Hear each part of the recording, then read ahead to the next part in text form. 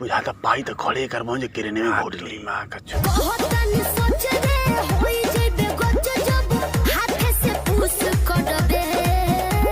साली रंडी है कितना मातल भी है करी माँ का तो जवानी में। अरे बाप रे बुझाता पाई तो खड़े कर जे किरने में घोट ली माँ।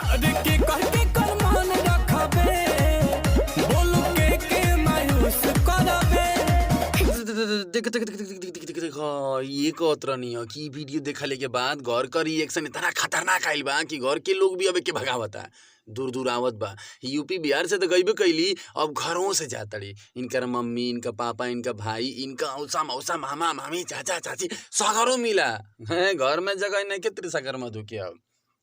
ये बाकी रहला तोरी माँ का चोद जा मोती मार के भातर के फांसा वाला सारे बंगलिनिया। अरे खेसारी भैया पहले ही भविष्यवाणी कैले रहना जानत रहना यही से बंगलिनी वाला गाना ठोक दिया ना। बुझत रहना कि बंगाल में कुछ ऐसा कांड होला आ देखा आइल बड़ी कोई दिहली जानत रहना तबे बना देना गाना कि मोती मार के बसौले बिया बंगाल नहीं। अरे ऐसी छोटी छोटी हरकतें छोटे लोग ही किया करते हैं। तोरी माँ का चो तूने छोटी छोटी लोग छोटी छोटी हरकतें करते हैं। तोरी माँ का चो रणडी तृष्णा कर मधु तोरी मैया का चो तू बड़का लोग हो गई बड़ू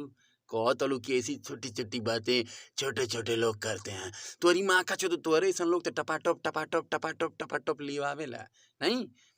कह तड़ू की छोटी छोटी गलतियां छोटे छोटे लोग करते हैं। तो तोरे नियर तो तोरी माँ का चो रंडी बाड़ू तोरी माँ का चो रंडी बाड़ू तू तोरी माँ चो रंडी बाड़ू तू तोरे नियर बड़े बड़े लोग तोरी माँ का चो मरवावेला कहो तोरी रंडी के चोद मरवावेला तोरी माँ का चोद ऐठला तेवर तोरी माँ का चोद नहीं गई खा जा रसरी जर जाई लेकिन ओकर ऐठल नहीं जाई वही में के बाड़ू तू तोरी माँ का चोद माता चोद रंडी। जाने मेरी जाने मन बचपन का प्यार मेरा भूल नहीं जाना रे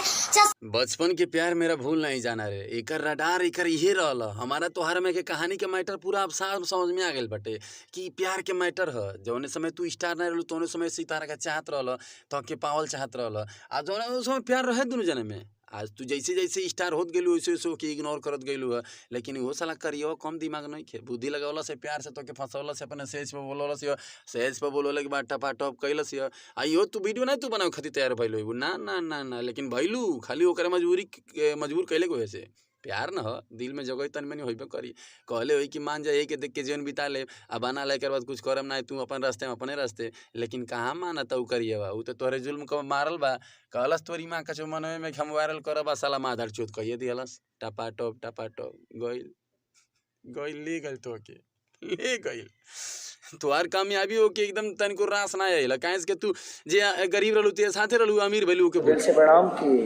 अभी इन्होंने बहुत एक सुपरहिट गाना मेरे साथ किया है। आप लोग इनको प्यार और आशीर्वाद जैसे देते हैं वैसे ही दिया करिए क्योंकि बहुत खूबसूरत अदाकारा हैं एक्टर भी बहुत अच्छी हैं डांसर भी बहुत अच्छी। देखा साली रंडी है कितना मातल भी है करी माँ का चुदू जवानी में। अरे बाप रे बुझाता पाई तो खड़े कर जे किरने में घोट ली माँ का चुदू जा तोरी देखा सारे माधर चुदू आ गए साला करियो बहुत सारी इंसान भी बहुत अच्छी है। ईश्वर इनके जीवन में और तरक्की दे मेरी शुभकामनाएं हैं इनके हमेशा और आप लोग भी ऐसे ही प्यार और आशीर्वाद